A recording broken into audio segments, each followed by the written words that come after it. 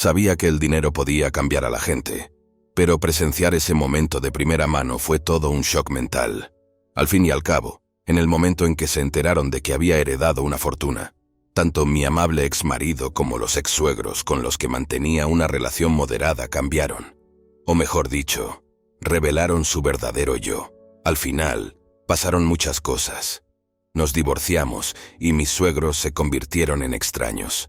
Pero oigo rumores de que su hogar sigue siendo un caos.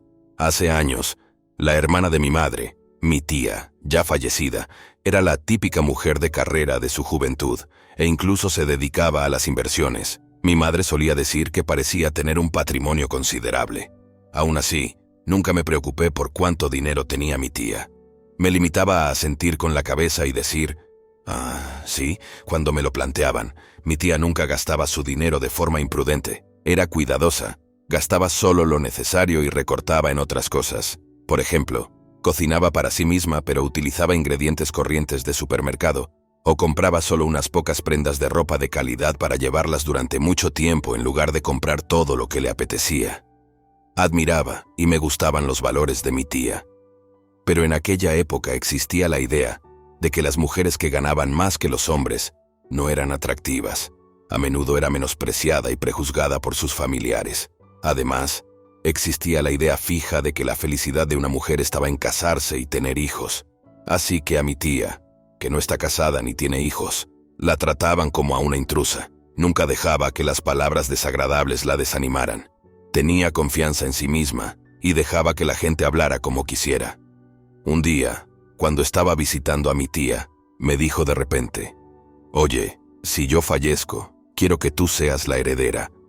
Mientras nos relajábamos en el sofá, tomando el té, fue tan inesperado que le pregunté qué quería decir, y ella me explicó, «No estoy casada ni tengo hijos, así que nadie heredará mi patrimonio, pero no quiero que mi dinero vaya a parar a quienes me han despreciado y ridiculizado.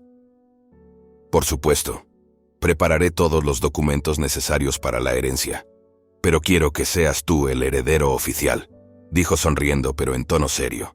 En cuanto a mí, acepté despreocupadamente, pensando que estaba bien, ya que entonces ella solo tenía 40 años y pasarían 30 o 40 antes de que falleciera.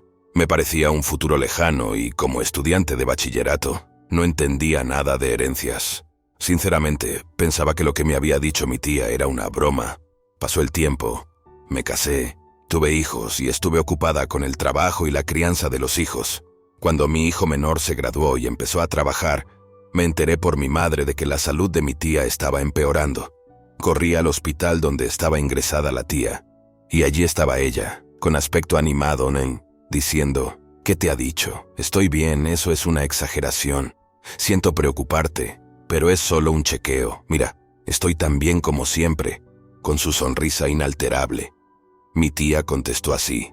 En ese momento, me sentí aliviada, pensando que todo iba bien, pero, en realidad, el estado de la tía no era bueno, y solo fingía estar bien para no preocuparme. Como prueba, empezó a entrar y salir del hospital varias veces después. Cada vez, los niños y yo la visitábamos en el hospital, y aunque nos reuníamos con ella, su salud se debilitaba claramente a medida que pasaban los días. Tenía las mejillas hundidas, los brazos y el cuello habían adelgazado y casi parecía piel y huesos. Pero nunca dejaba de sonreír y actuaba con viveza. Y yo pensaba que era realmente una persona fuerte, porque aquella sonrisa era la misma que yo conocía de mi infancia. Incluso pensé que podría producirse un milagro. Pero al final, mi tía falleció. Después tuvimos un funeral solo con familiares cercanos. Pero el sentimiento de pesar era fuerte. Pensé que debería haber pasado más tiempo con ella en lugar de poner como excusa que estaba ocupada. Señor, debería haber creado recuerdos saliendo juntos a distintos lugares. Sé que es demasiado tarde para decir esas cosas hipotéticas cuando ella ya no está. Los niños también querían mucho a la tía y la respetaban, así que estaban deprimidos por no poder hablar más con ella, como yo, y era doloroso verlo. Unos meses después de la muerte de la tía, cuando aún no podía ordenar mis sentimientos, mi marido llegó a casa del trabajo y me entregó un sobre de tamaño legal, diciendo que había llegado algo. Al preguntarme qué era, comprobé el remitente y descubrí que era de un bufete de abogados. No recuerdo haber necesitado un abogado. ¿Habré estado implicada en algún delito? Pensé, y abrí nerviosamente el sobre para comprobar el interior. Allí encontré información sobre la herencia de mi tía. En ese momento, me di cuenta de que lo que me había dicho la tía aquel día iba en serio. Así que me puse en contacto con el bufete de abogados para conocer los detalles. Aquel abogado era un viejo amigo de la tía, y parecía que le habían confiado sus bienes y su herencia tras su muerte. Cuando oí el patrimonio total de la tía, casi me caigo porque no eran unos pocos millones de dólares, eran más de 400 millones de dólares. Volví a entrar en pánico y, tras enterarme por el abogado, llamé a mamá, que me contestó despreocupada. Por mí está bien. A mí también me sorprendió, pero como la cantidad era tan grande, no sabía qué hacer con una suma tan enorme. Pero mamá dijo con despreocupación, ya que está todo hecho con documentos apropiados para ti, deberías aceptarlos con gratitud, o podrías ser maldecido. Yo solté. ¿No vas a heredar nada, mamá? Las herencias pueden ser un lío. A menudo causan peleas entre los miembros de la familia. Probablemente no lo sepas, pero uno de los hermanos de la abuela dijo hace tiempo que parece que esa persona tenía alguna herencia, pero no dejó testamento. Por eso, los hermanos y sus hijos se peleaban por el dinero, gritándose todos los días. Pero tu tía dejó documentos apropiados para ti, ¿verdad? Así que no hay necesidad de que me involucre. Eso sí, ten cuidado con los padres de tu marido. Aconsejó suspirando. ¿Es para llamar esas veces? Al oír esto dije, mi marido estará bien. Pero nunca pensé que la advertencia de mamá se convertiría más tarde en realidad. Unos días después, mi marido parecía inusualmente inquieto. Me preguntó, he recibido unos papeles del despacho del abogado. ¿Son sobre su herencia? Me pregunté cómo lo sabía, pero como no tenía motivos para ocultarlo, le dije sinceramente. Sí, le brillaron los ojos y preguntó, ¿cuánto ha heredado? En ese momento, tenía una sonrisa socarrona y me sentí incómodo, así que le dije despreocupadamente, unos 10 millones, pero debió de darse cuenta de que mentía. Siguió insistiendo, ¿no hay más? Deberías investigar más, podría haber más. Al principio no le hice caso, pero al final me enfadé y estallé. Te he dicho que son 10 millones de dólares. ¿Por qué insistes tanto? Respondió con evasivas. No lo sé, es que me siento genial. Finalmente, le dije con severidad. Terminemos esta conversación ahora. Pero, extrañamente, al día siguiente, la actitud de mi marido cambió y empezó a ignorarme. Eso no había ocurrido nunca, y me sorprendió un poco. Pero yo también era testaruda, y estuvimos sin hablarnos unos 2 meses. De repente, mis suegros, que vivían cerca, nos visitaron sin avisar. Normalmente llamaban y preguntaban si podían visitarnos un día concreto, así que su repentina aparición me hizo pensar que pasaba algo grave. Pero entonces mi suegro me dijo, nuestro hijo nos ha dicho que hace poco has heredado un patrimonio de más de 100 millones de dólares. Estamos pensando en remodelar nuestra vieja casa. Estoy orgulloso de que nuestro hijo se haya casado con una persona tan buena. ¿Por qué no añadimos un par de habitaciones y vivimos juntos? A su lado, mi suegra asentía con la cabeza. Me sorprendió que mi marido supiera la cuantía real de mi herencia, y me asombró aún más que mis suegros estuvieran haciendo planes de remodelación de la casa basándose en ese dinero. Siguieron hablando de diseños de cocina deseados y de utilizar mármol, y finalmente volví a la realidad y dije, no he oído nada de esto. Me respondieron, ya nos hemos puesto en contacto con una agencia, y me di cuenta de que estaban apostando claramente por mi dinero sin pensárselo 2 veces. Me empezó a doler la cabeza. Quería decir muchas cosas, pero tenía miedo de hablar por emoción, así que le pedí que se fuera ese día y les eché de casa. Cuando me enfrenté a mi marido al volver del trabajo aquella noche, al principio intentó esquivar la pregunta, pero le presioné y finalmente confesó que había fisgoneado y encontrado los documentos relacionados con la herencia. Por cierto, yo guardaba esos documentos en el fondo de un cajón de mi estudio, así que él había buscado por toda la habitación, llegando incluso hasta el fondo del cajón. Me quedé helado al ver su comportamiento obsesivo, y cuando le dije, tus padres han venido hoy y me han dicho esto, respondió, el dinero que has ganado es propiedad conjunta, así que también es mío. Es normal que lo utilice para remodelar la casa de mi familia. La culpa es tuya por no decirme la cantidad exacta. Siguió justificando sus actos y los de sus padres y me trató como a la villana. Por si fuera poco, mencionó casualmente que iba a dejar su trabajo, y cuando le pregunté, «Un momento, ¿qué está pasando aquí?», respondió desafiante, «Tienes suficiente dinero, así que no necesito trabajar. Es una pérdida de tiempo hacer un trabajo que odio solo por el estrés. Podemos vivir felices y sin estrés con ese dinero. Y si remodelamos la casa de mis padres, eso elevará tu estatus como mi esposa. Es una situación en la que todos ganamos. ¿Por qué te molesta tanto esto?». Con cara de hastío, me di cuenta de que este tipo no tenía remedio, así que le dije, «Puedes remodelar o hacer lo que quieras, pero yo no aportaré dinero para ello».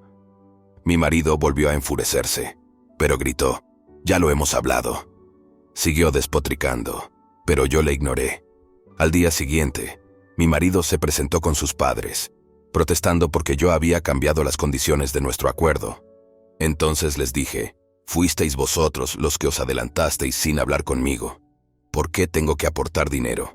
No es para remodelar vuestra casa familiar ni para mantener a vuestro hijo, que dejó su trabajo sin consultarme siquiera».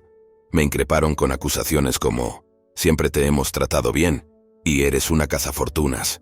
Pero yo estaba desilusionada con su verdadera naturaleza. Les dije que me daba igual, y que se marcharan porque no volveríamos a hablar. Entonces mi marido me preguntó, «¿Qué quieres decir con eso?». Cuando le contesté, «Exactamente lo que he dicho», empezó a asustarse. «No estarás pensando seriamente en divorciarte por esto, ¿verdad?», preguntó. Pero yo me limité a decirle que lo hablaríamos con nuestros abogados, y los eché a los tres. Después, hice las maletas y me refugié en un hotel. Mi marido siguió enviándome mensajes, «Nunca me divorciaré de ti y te quiero».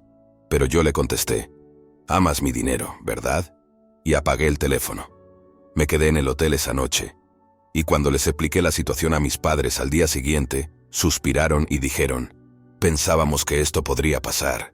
Cuando me preguntaron, «¿Qué vais a hacer ahora?», respondí, «El divorcio es la única opción. Lucha con todo lo que tengas porque no te dejará marchar fácilmente».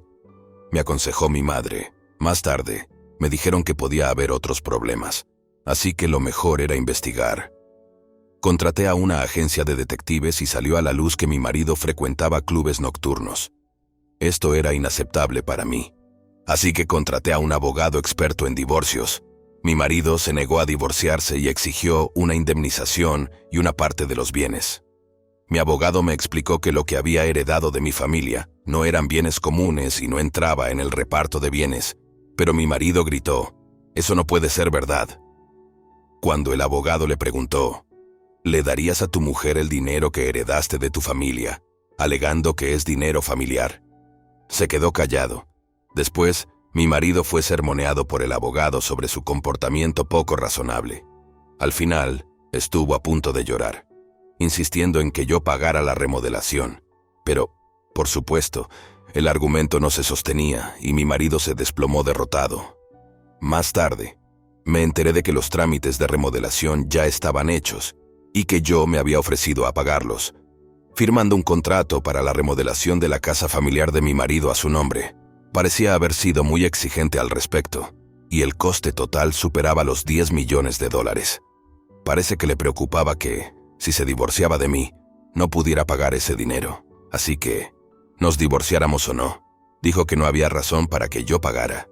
Pero incluso después de eso, siguió presionando, intentando negociar, diciendo, «Quiero que pagues». Pero cuando mi abogado amenazó con demandarle por acoso, finalmente desistió. Pero mis suegros no parecían darse por vencidos y atacaron la casa familiar. Finalmente, levantaron la mano contra mi padre y destrozaron las macetas del exterior antes de huir. Después lo denunciamos, incluso arremetieron contra la policía, que vino a preguntar por la situación, y se los llevaron. Por supuesto, todo el vecindario se enteró, e incluso después de ser liberados, los rumores persistieron porque se lo mencioné casualmente a algunos vecinos amantes de los cotilleos. La naturaleza codiciosa de la familia de mi marido se hizo ampliamente conocida. Todo esto hizo que finalmente me divorciara y mi exmarido cediera. Pero incluso después de eso, seguí recibiendo mensajes que decían: todavía te quiero, quiero empezar de nuevo. Así que le pedí a mi abogado que dictara una orden de alejamiento, pero eso no dura toda la vida. Solo tiene efecto hasta 6 meses, y no parece que él sea de los que la cumplen. Así que me da miedo pensar que pueda enfadarse y apuñalarme o algo así. Así que decidí mudarme con mis padres. Lo sentí por mis padres, que tuvieron que dejar el lugar al que estaban acostumbrados por mi culpa. Pero dadas las circunstancias y siendo el mundo un lugar peligroso, había que hacerlo. Después nos mudamos, casi como huyendo. Y una vez que las cosas se calmaron, se lo comuniqué a los niños. Por supuesto, se sorprendieron, pero todos se solidarizaron. No se podía evitar. Después de eso, la vida siguió sin problemas particulares. Pero al final, mi mal presentimiento se hizo realidad. Mi exmarido hizo caso omiso de la orden de alejamiento y fue visto merodeando por los alrededores de mi antigua casa familiar. Y a un agente de policía que pasaba por allí le pareció sospechoso y lo detuvo e interrogó. Fue entonces cuando le encontraron una pequeña navaja en el bolsillo y lo detuvieron. Cuando le preguntaron, dijo: quería hablar con mi exmujer. Y cuando me lo dijo el abogado que me ayudó durante el divorcio, me entraron escalofríos. Si hubiera sido optimista y me hubiera quedado en casa de mis padres incluso después de dictar la orden de alejamiento, al final, como no hubo heridos, parece que mi exmarido fue puesto en libertad antes de tiempo. Pero me dio demasiado miedo incluso acercarme a la casa de mi antigua familia. Desde entonces, durante un tiempo no supe qué le había pasado a mi exmarido, pero un amigo que vive cerca de la casa de su familia me dijo que se oyen gritos casi todos los días desde su casa reformada. La mayoría son sobre dinero. Tú eres el de los papeles, así que paga tú. O es la casa de nuestros padres, así que deberían pagar ellos. Por lo visto lo oyen bastante claro. Además, a pesar de haber remodelado, hay ruidos de algo que se rompe. Y a veces es tan grave que tiene que venir la policía a avisarles. De vez en cuando, también oyen cosas como: si no hubiéramos dejado marchar a esa mujer, ahora viviríamos bien, o la culpa es tuya por divorciarte, etc. Antes de heredar el patrimonio, su relación era decente, y el vínculo paterno-filial entre mi exmarido y su familia era bueno. Pero, ¿quién iba a pensar que solo el dinero podía estropearlo todo tanto? Es exactamente lo que lloraba mamá, y me di cuenta de nuevo de lo temible que puede ser el dinero. También oigo a mi ex-suegro gritar: búscate un trabajo de una vez, y a mi exmarido replicar: cállate ya. Parece que sigue en el paro. Bueno, teniendo en cuenta su edad, encontrar un nuevo trabajo debe ser difícil. Además, desde que lo expliqué todo, los vecinos saben del lío del divorcio, y nadie quiere acercarse a la familia de mi exmarido. Tienen miedo de que les pidan dinero y mantienen las distancias. Algunos incluso dicen que acercarse a esa casa hará que tu fortuna huya, como si la casa fuera tratada como un templo para cortar lazos. Me reí un poco cuando oí eso.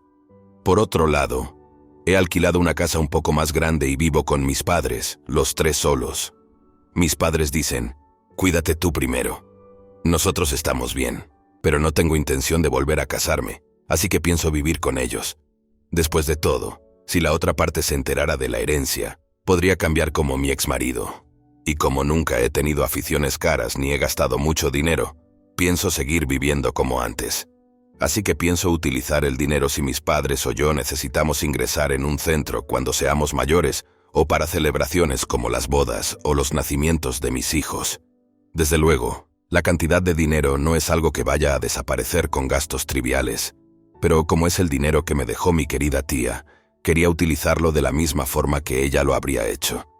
Así que hace poco empecé a trabajar a tiempo parcial y empecé a estudiar inversiones y gestión del dinero. Pero es todo un reto. Y volví a darme cuenta de lo increíble que era mi tía por haber hecho esto durante tantos años. Ahora llevamos una vida relativamente satisfactoria, pero la situación con mi exmarido y su familia, de la que oímos hablar de vez en cuando, sigue siendo terrible. Sin embargo, como estamos divorciados y ahora son extraños para nosotros, creemos que es un problema enteramente suyo y que deberían resolverlo sin involucrar a otros,